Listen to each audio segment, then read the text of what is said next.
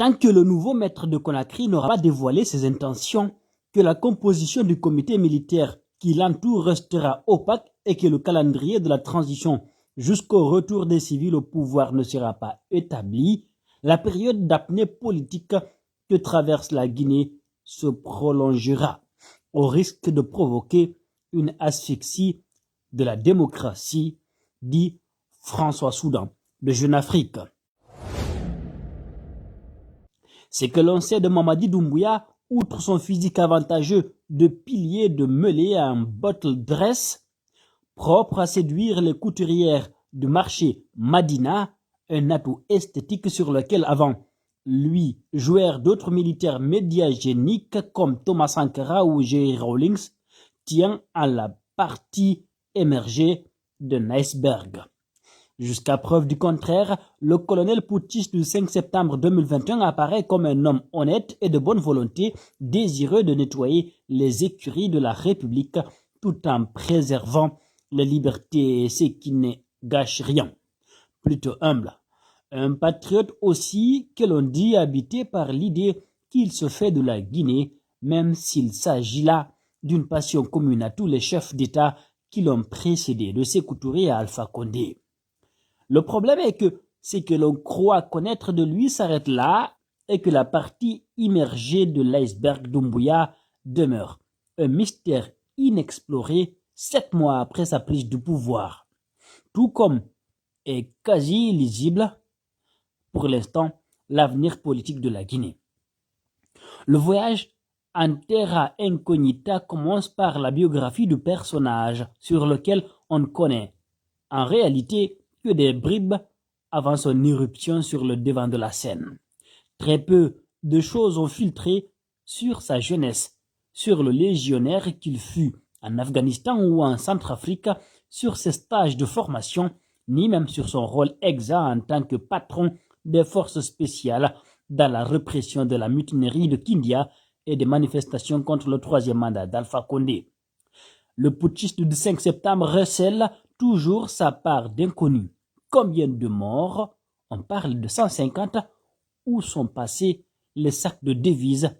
Plusieurs millions en euros et en dollars saisis lors du pillage du palais de Sékou Touré. On ne sait rien non plus de la composition du comité militaire, le CNRD, en dehors de quelques-uns de ses membres, et rien du chronogramme de la transition, ni de la date des élections promises.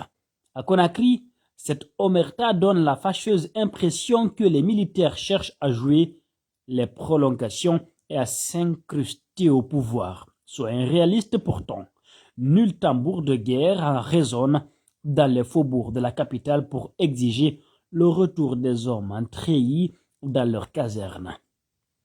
Si beaucoup de Guinéens sont toujours sous le charme de Mamadi Doumbouya, les principaux leaders de l'ex-opposition commencent, eux, à sérieusement déchanter.